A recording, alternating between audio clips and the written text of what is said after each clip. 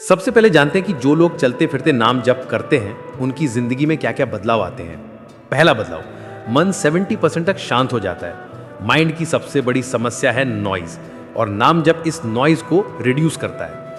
आपको गुस्सा कम आएगा, निराशा कम होगी, मन में अव्यवस्था कम होगी। दूसरा बदलाव, चेहरे पर ग्लो आ जाता है। ये सिर्फ स्पिरिचुअल नहीं, साइंटिफिकली भी प्रूवन है कि काम माइंड इक्वल्स ब्राइट फेस। इसको कहते हैं ऑरा ब्राइटनिंग। लोग खुद पूछेंगे, कौन सा क्रीम लगाते हो? तीसरा बदलाव, किस्मत खुलने लगती है। नाम जब आपकी ऑरा में मैग्नेटिक फील्ड एक्टिवेट करता है, जो सही लोगों को आपकी तरफ खींचता है।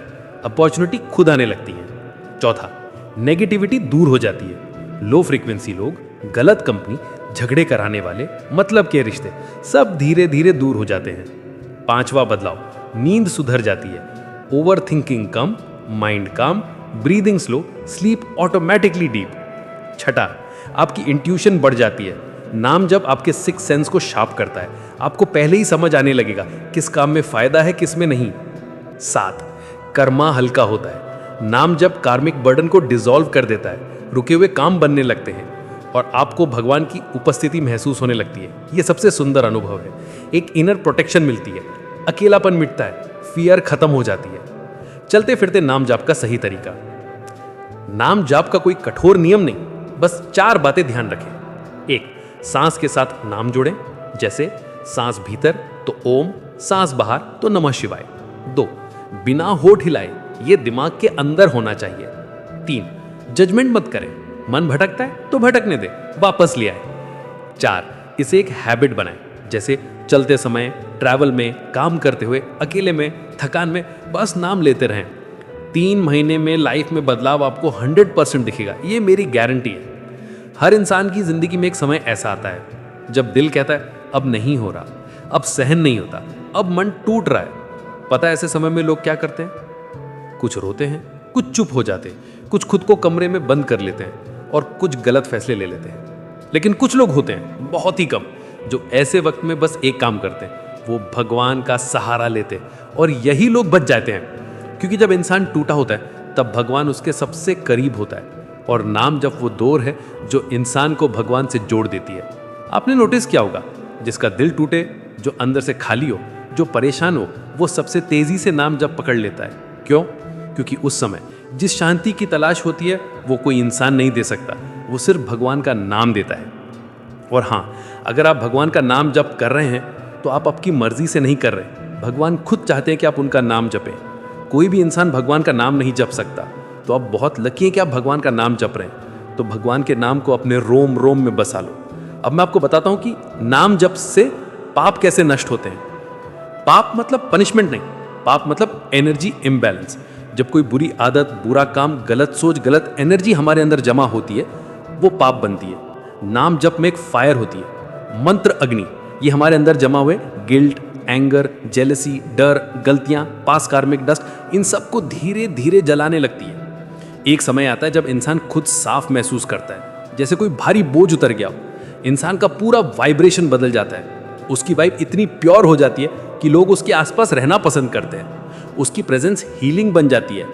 ऐसा आदमी 3 कमाल करता है, लोगों को कंफर्ट देता है, लोगों को हील करता है, लोगों को इंस्पायर करता है। ये सब बिना कुछ बोले, बस उसकी एनर्जी बोलती है। नाम जप की सबसे बड़ी ब्लेसिंग ये है कि मन से बोझ हट जाता है। जो बोझ, डर, गिल्ट, सैडनेस, हार्ट ब्रेक सालों से मन में पड़ा है, वो नाम जप से हल्का हो जाता है। चलते फिरते नाम जप मन को क्लेंस करता है। 3 महीने बाद आप खुद कहेंगे, मैं पहले जैसा नहीं हूं, मैं बदल गया हूं, मेरा मन खुल गया है। और यही नाम जप का चमत्कार है। कई लोग पूछते हैं, क्या नाम जप करने से किस्मत बदल सकती है? इसका जवाब है हाँ, बिल्कुल बदल सकती है। डेस्टिनी 2 तरह की होती है। पहली फिक्स्ड डेस्टिनी, जो जन्म से तय होती है, जैसे जन्म, परिवार, जातक का टेम्परामेंट। दूसरी फ्लूइड डेस्टिनी, जो आपके कर्म, ऊर्जा और माइंडसेट से बदलती है। नाम जप वहीं काम करता है जहां इंसान की मेहनत रुक जाती है। क्यों? क्योंकि नाम जप एनर्जी पैटर्न बदलता है, ऑरा को ब्राइट करता है, कार्मिक ब्लॉक्स डिसॉल्व करता है, इनर रेजिस्टेंस हटाता है, मानसिक डर खत्म करता है, इनर कॉन्फिडेंस जगाता है। ये सब मिलकर वो दरवाजे खोलते हैं जो पहले बंद थे। इसीलिए कई लोग कहते हैं, मैंने तो बस नाम जपा लेकिन मेरी जिंदगी खुद बदलने लगी। Destiny equals energy, energy equals नाम। जब एनर्जी डिवाइन हो जाती है तो डेस्टिनी ऑटोमेटिकली डिवाइन हो जाती है। क्या नाम जप से आपके बिजनेस या नौकरी पर असर होता है? ये बात 100% सच है कि जो लोग रोज चलते फिरते नाम जप करते हैं उनके काम में तेजी से सक्सेस आती है। क्यों? क्योंकि डिसीजंस राइट होते हैं, माइंड स्टेबल होता है, फोकस बढ़ता है, गलत डील्स से बचते हैं, सही लोगों से मिलते हैं, नेगेटिविटी दूर रहती है। बिजनेस में सबसे जरूरी होते हैं सही टाइमिंग, सही जजमेंट, सही लोग। नाम जप इन तीनों को बैलेंस करता है। नाम जप से आपके बुरे कर्म कटने लगते हैं। अब ये सबसे गहरा राज है। सदियों से सेंट्स ने यही कहा है कि नाम जप कर्मों की सबसे तेज आग है। यानी जो मुश्किलें आपको 5 साल बाद मिलनी थी वो 6 महीने में हल हो जाती हैं। जो धोखा मिलना था वो जल्दी सामने आ जाता है। जो बीमारी बढ़नी थी वो आधी रह जाती है। जो गलत इंसान जीवन में टिकने वाला था वो अपने आप दूर चला जाता है। नाम जप ये नहीं करता कि समस्या खत्म कर दे। नाम जप ये करता है कि समस्या से गुजरना आसान हो जाता है। आप मुश्किलों को घसीट कर नहीं बल्कि साहस से पार करते हैं। नाम जप करने के इतने सारे फायदे आपको बता दिए। हम खाते पीते उठते बैठते चलते फिरते हर वक्त नाम जप कर सकते हैं। और हमने बात कर ली चलते फिरते नाम जप करने की। अब बात करते हैं हमारे महापुरुष नाम जप और ध्यान के बारे में क्या कहते हैं। सच्चा ध्यान वो है जब मन की लगन बिना टूटे, बिना भटके, तेल की धारा की तरह लगातार अपने भगवान में लगी रहे। बस आंखें बंद कर लेना ध्यान नहीं है। ध्यान वो है जब मन के अंदर के सारे विचार, इच्छाएं खत्म हो जाएं और मन एक जैसा हो जाए। जब नाम जप करते करते भगवान का रूप की एक झलक मिल जाती है और मन पूरी तरह प्रभु की तरफ खींच जाता है, वही सच्चा ध्यान है। इसलिए भक्तों को सिखाया जाता है नाम जपने से भगवान का रूप प्रकट होता है और रूप से ध्यान अपने आप स्थिर हो जाता है। जब ध्यान पक्का हो जाता है तब भक्त ध्यान करने की क्रिया और भगवान इन तीनों का अंतर मिट जाता है। तब केवल भगवान ही बचते हैं। इसी स्थिति को समाधि कहते हैं। समाधि 2 तरह की है। सबीज जिसमें हल्के फुल्के बुरे संस्कार सूक्ष्म थोड़े से बचे रहते हैं।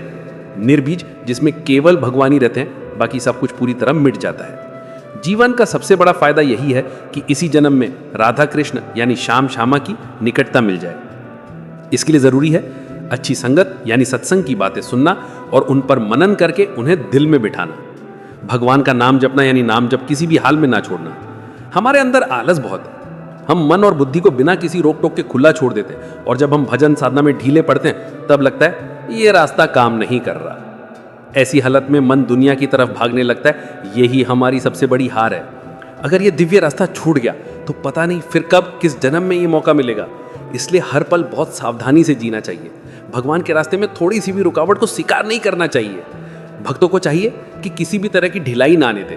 मन जितनी देर बेचैन होता है उतनी देर नाम को और मजबूती से पकड़े। फालतू बातों, हंसी मजाक और बुरी आदतों से दूर रहे। कभी कभी मन में अजीब सी घबराहट, बेचैनी, निराशा और अंधेरा छा जाता है। ना दुनिया की इच्छा होती है, ना भजन में मन लगता है। ये स्थिति भी भक्तों के रास्ते में आती है। ऐसे समय में डरना नहीं चाहिए, ना ही बाहर की चीजों या बुरे कामों की तरफ भागना चाहिए। मन का अंधेरा अपने आप हट जाता है। बस नाम जप को पकड़े रहना है। कभी अचानक भक्ति की बहुत बड़ी लहर उठती है। ऐसा लगता है कि बुराइयां खत्म हो गई और भक्त संसार से पार हो गए। ये भी एक अच्छी स्थिति है। पर जब आलस यानी तमस हावी होता है तब अंधेरा छा जाता है। दोनों स्थितियों में भक्त को धैर्य रखना चाहिए। अच्छी संगत यानी सत्संग के बिना भक्त इन उतार चढ़ाव में डगमगा जाता है। गलत संगत मिल जाए तो और भी नीचे गिर जाता है। इसीलिए या तो अच्छे लोगों का साथ चाहिए या भगवान का भजन लगातार करते रहने का नियम। अपने भजन साधन में दिखावा ना आने दे। लोग क्या कहेंगे, ये चिंता भक्त के लिए जहर है। आप तिलक लगाएं, माला पहने, नियम से नहाए, ध्यान करें, पर यह सब भगवान से प्यार के लिए हो, ना कि लोगों को दिखाने के लिए। अगर दिखावा आ गया तो साधना का असली सार खत्म हो जाएगा। अहंकार को दिखावा बहुत पसंद है। वो चाहता है कि लोग हमें महात्मा, ज्ञानी या योगी समझे। पर भक्त को यह बात भीतर ही पकड़ लेनी चाहिए कि मैं प्रभु को खुश करने आया हूं, ना कि दुनिया को।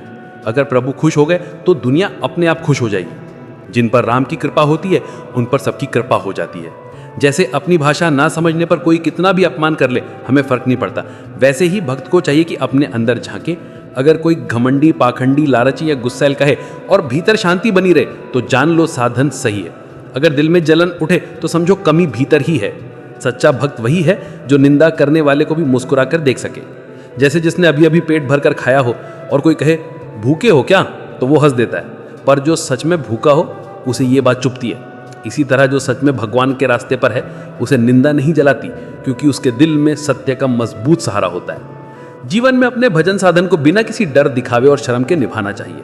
लोकलाज साधना की दुश्मन है। अगर नियम में रुकावट आ जाए और हम उसे मान ले तो धीरे धीरे साधना कमजोर होती जाती है। भजन नहीं छूटना चाहिए। इंद्रियों को भगवान के चिंतन में लगाना ही जीवन का सबसे बड़ा मौका है। जो बाधाओं का स्वागत करता है यानी उन्हें आने देता है, वो उनसे हार जाता है। तो आप किस चीज का इंतजार कर रहे हैं? आज अभी नाम जप शुरू कीजिए और कमेंट में भगवान का नाम लिख दें। धन्यवाद।